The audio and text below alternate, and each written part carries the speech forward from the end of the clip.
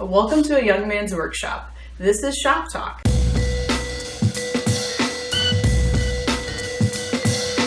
So you started a young man's workshop in 2015.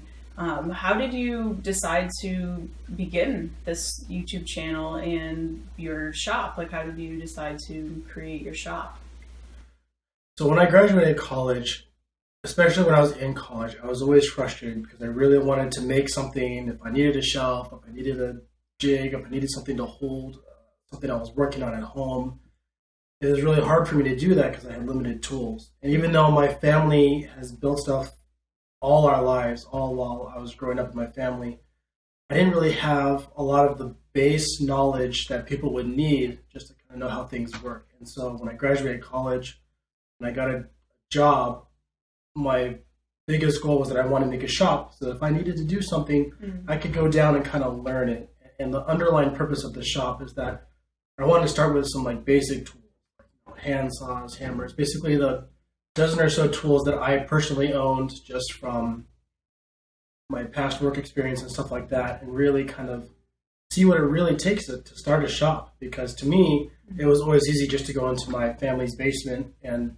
oh look, the table saw was there. I didn't have to buy it. It was already there. Or the drill press or the grinders or everything there. And so it was really important to me that I just kind of started something in 2015 only because that's when I got around to actually doing it. Right. So how did you end up setting up your shop? Did you have to find a space? Did you have to make it? Was it already there? So my brother was nice enough to allow me to start the shop in his basement, in one section of his basement that was just kind of, it was more or less kind of a storage area. The previous owners of the house had a workbench down there. It wasn't really well kept. And so he said if I took it on myself to paint everything and clean it all out and clean it up, I could make a shop down there. And so it's really from scratch. I had to clean the floors and degrease them and paint the walls and paint the floors. And the first thing that I did was that I needed a work surface. So the very, very first thing that I built with a handsaw and a drill was a table. And in my videos, you'll see this giant 4 foot by 8 foot assembly table in the middle of my shop. And that was really the cornerstone of my shop, was the fact that I needed somewhere that I can just lay everything out, especially because I don't really know what I'm doing starting from scratch. That was the very, very first thing that I did. So I had to build it up from there, throwing strips on the walls because they're all concrete walls and pegboard and everything. Bizarre lighting situations, having to put flashlights and hang random lights from the ceiling so I can get enough light to film stuff. Really from scratch. So a lot of time-consuming efforts. Very time-consuming and a lot of mistakes. A lot of not really knowing that when you hand cut something, you yourself are very, very poor at it. And so when I first made the assembly table, it was tipped on one side because I didn't cut stuff right and kind of sagged in the middle. So a lot of learning experience is really, really fast, having to do stuff without all the precision, nice, expensive tools that my family owns. Gotcha. So does your shop have a theme or a mission to it? So one of the things I considered doing, opening a shop for the first time, is kind of doing something really basic, really from scratch. People only have hand screwdrivers and hand saws and hand tools. But there are some people who I feel have a passion for that much more than I do. Really what my mission is what do you do when you may have access to tools, you may have access to a home center, you may have access to these things, but is it really okay? Can you do it that way? So one of probably the biggest examples of that is my table saw. I just released a few videos at the end of 2015 about making a new top for a table saw. I've done it a couple of times, and the job I used to work which was in construction. The people who've been around for a long time are nope, you can only have a cast iron top to a table saw. Everything else is junk. You can't do it. It's impossible. It's wrong. And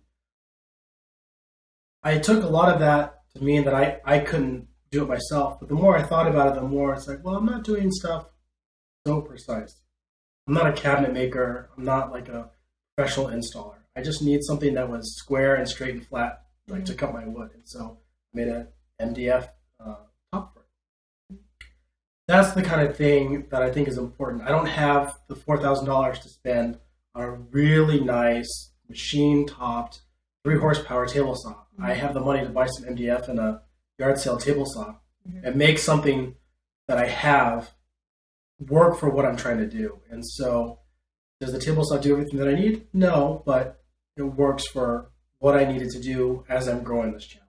Mm-hmm. And that's true for a lot of things around the shop. There's a lot of plywood stands and scrap wood jigs and things that get me just far enough with the right enough quality to get to the next level. So I'm not really a person that's saying that hand tools are or are not the way to go, but my mission is that you got to see someone who made a shop where there was no shop and start off with hand saws and hand tools, or just like one power driver, and then got a table saw, and then was able to get like a laminate trim router because some stuff didn't work, and then and just move the way up. And a lot of what I do is dependent on, either me saving up for a long time to get a tool, or people giving me gifts, which is always appreciated, and just, building my way up. It's not starting from a great shop, it's starting from where I could. Yeah. So you're basically showing everybody your journey. Yeah, it's really starting from scratch. Absolutely. It's chronicle of the journey. An odyssey, even. An odyssey. Very good. What are your biggest challenges for 2015, like starting the shop until now? So one thing that I absolutely learned starting from nothing is the fact that all of my dad's tools work together. Like, they're actually meant to work together. Oh. All the stuff that I made myself does not work together. So I would have to say that I've never made so many crooked cuts and blade wandering mistakes as I have here.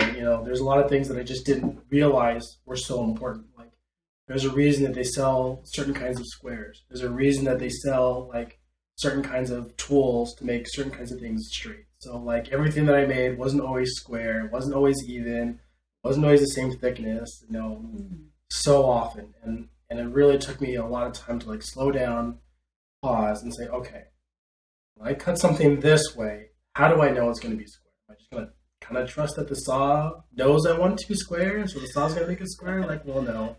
Saws don't really do that. So there's an old adage about a poor craftsman blames his tools. And so I really wanted to make sure that as I'm learning stuff, and not even learning, but just building myself to the next level, that I'm understanding why I made the mistakes that I made. I mean, some of them are just my own artistic differences, but some of them are like, well, if you want to make a table saw top and none of it is square, your table saw will not work. I thought I was doing some of the right things, but I wasn't correct. And then if you're using a handsaw, you're never going to be able to hold that handsaw perfectly straight unless you've done it for years, in which case I haven't. Same with a circular saw.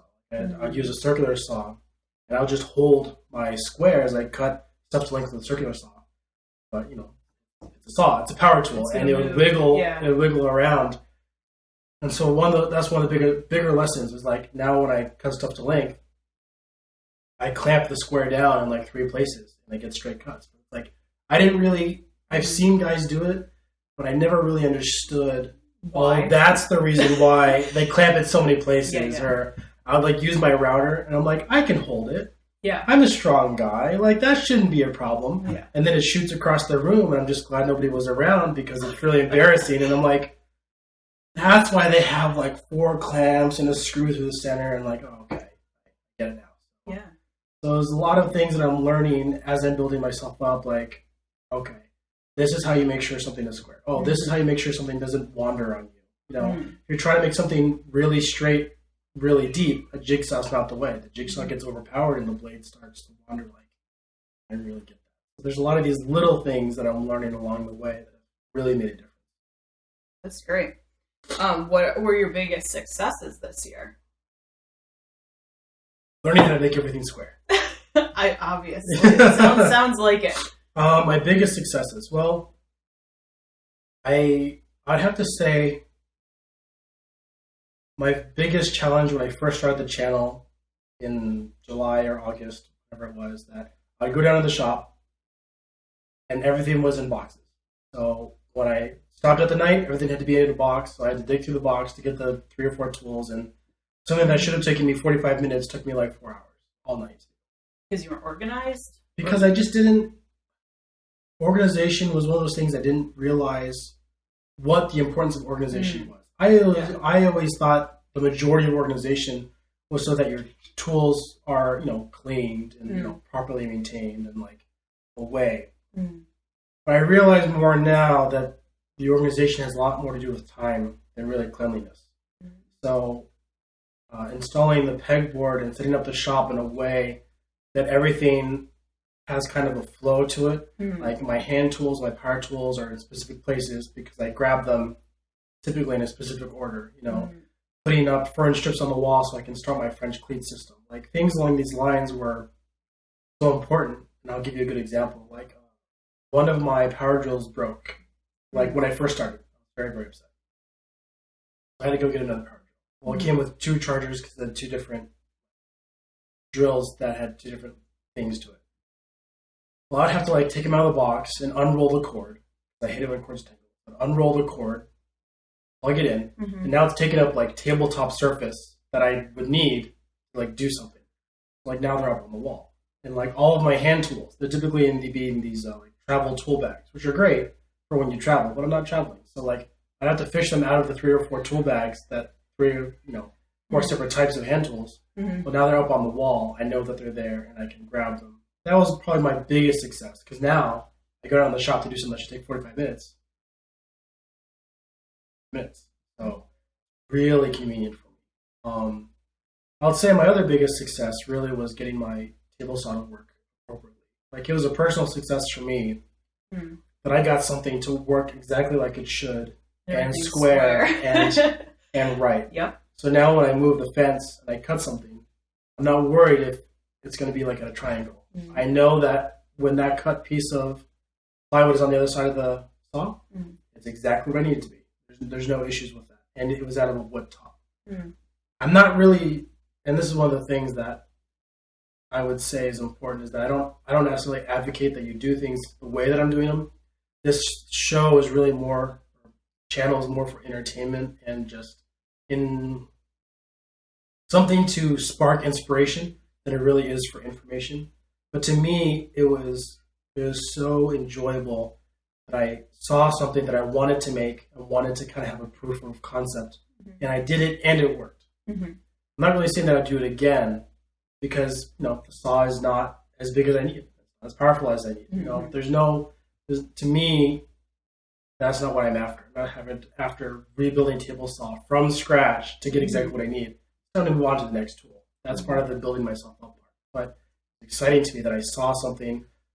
I learned a lot of, I did it 3 times basically. I learned a lot from it, and on that 3rd time, it works how I envisioned. And to me, that's really exciting.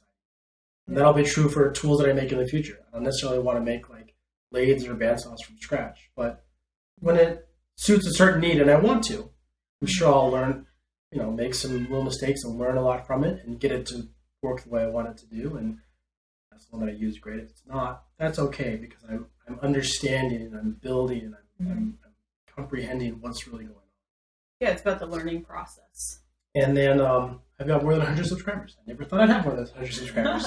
So the fact that I have more than 100, I had 6 subscribers, which was like my family plus somebody in Russia, which was awesome, for like 3 months. And then now I'm at 140 something, and I'm like, that's fantastic. So to me, that means that the content that I'm putting out really is inspiring some people, and they're wanting to listen to what I have to say, which is really humbling and my biggest. That's great. What are your plans for 2016 and beyond? And beyond. Well, that's a heavy question. I would say my biggest plan is that working a full-time job has really caused a lot of scheduling issues with what I really want to do with this channel. I'd like to produce something every week or close to every week that's of interest. I don't necessarily want to make, a really small project every week just to get the video out. But I would like to regiment what I do. And I think my biggest and probably first priority is that I'm trying to schedule a little bit better. When I can do a lot of projects in 1 week, I do them in 1 week. So I have some content in case on week 2 I get really slammed from work or I'm out sick or something like that. So I think really my biggest thing that I'm committing to is scheduling my work time and my shop time and my free time in a better way so that I can produce more consistently. Because I also, it's good to learn consistently too. When you get in a rhythm, it's easier to produce something when you're in a rhythm of production.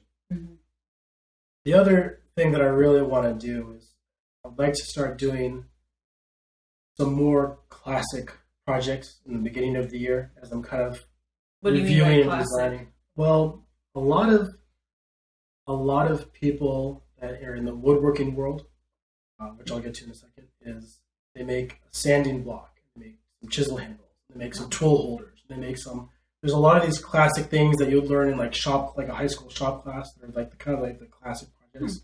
I haven't really done any of those, which is a shame because I actually needed a sanding block the other day and I didn't have one. So it's like, oh, maybe there's a reason you start off this way, like a hardwood mallet. Like I don't have a hardwood mallet. I use this dinky little hammer I got from Harbor Freight to chisel with. It's like this like half-a-pound hammer. It's a tiny little hammer. Like there's a lot of these things that I didn't realize. It's a learning thing again. I didn't realize that they were as important. And now that I'm getting into it, I'm realizing like, oh, maybe that's why they do those things first, or maybe that's why they learn on those things. And so like, some very basic, tool holders, some very basic, tools that you would need, like sanding blocks and hardwood mallets and chisel handles. They've broken a couple chisel handles. So you're going to go back to basics, basically? Not really back to basics, but like doing things I probably should have done when I started because now that I'm doing some of these projects, they're things that I need. And it's important because you can't use and this was my mistake. It's like I've got a palm sander, like a power palm sander. I'm like, oh, that should work for everything that I need. And I realized, oh, that doesn't work for everything that I need. This is why people still sell like block planes and hand sanders, because sometimes the hand tool is still what you need. It's still the tool for the job. And I have a list of things. And then for my birthday recently, I got a bandsaw. So I'm looking for some basic, and I want to make sure I don't repeat a mistake. So I'm looking for basic bandsaw projects to learn about a bandsaw. Because I've never used a bandsaw before. To me, I want to make sure I don't think like, oh, I can do that on a bandsaw. And then realize like, oh, this is why they don't do that on a bandsaw. I'm looking to do some in this first few months of the year as I'm designing and finishing designing my bigger projects. Kind of doing some of these things to make sure that I don't skip ahead and regret it later. And then more importantly, I'm not really a woodworker. I do woodworking because it's available and a great medium to learn in. Wood is relatively cheap compared to a lot of other materials. And it's fantastic to work with. You have hand tools. You can actually do stuff with it and manipulate the wood as you see fit with even basic tools. But I am interested in fabrication in general, whether it's wood or metal or plastics or any kind of castings. And so in the past, except for one video where I did some photoluminescent resin casting, I really want to do more projects in general. I'll be releasing a video where I welded together somebody a frame sometime in the next few months. I want to do some more welding projects. I really like to get into certain casting projects because there's some things that I'd like to do, like a chisel handle. Well, it'd be a good thing to learn how to make my handles for my tools, but it'd be great to cast a handle too. There's a lot of applications where wood is great and it can be worked with, but I just like fabrication. Sometimes a different thing, a plastic, a metal, fabric, leather, something else is either more aesthetically appealing or more functional in the greater scheme of what's going on. And I really like to get into more materials in 2016, but maybe a little bit later on as I refocus on my shop a little bit, making sure I'm ready for doing some more and bigger projects. That's great. Is there anything you want to ask your audience, your subscribers for 2016? That's a great question. I would say that in any of my videos, leave a comment. Is there something else you would like to see? I have a lot of ideas. I have pages and pages and pages of things that I myself would like to build. Mhm. But I am always interested in what other people who may or may not have the ability to fabricate, and I'd like to try and fabricate it. There's nothing more satisfying than having somebody pitch you an idea and them going like, oh, hey, I didn't think to do it that way, or I cannot believe you did it that way. Either way, it's still feedback worth the effort. And so for those of you who are watching this video or any of my other videos, leave a comment. I respond to the comments that I see, and I'd love to know, what would you like to see built? And if it's something that I feel like I can do in the time in the near future, happy to give it a try, see what's going on. And I think that's really the thing. And comment, like, subscribe. Thanks for watching Shop Talk. Thank you very much.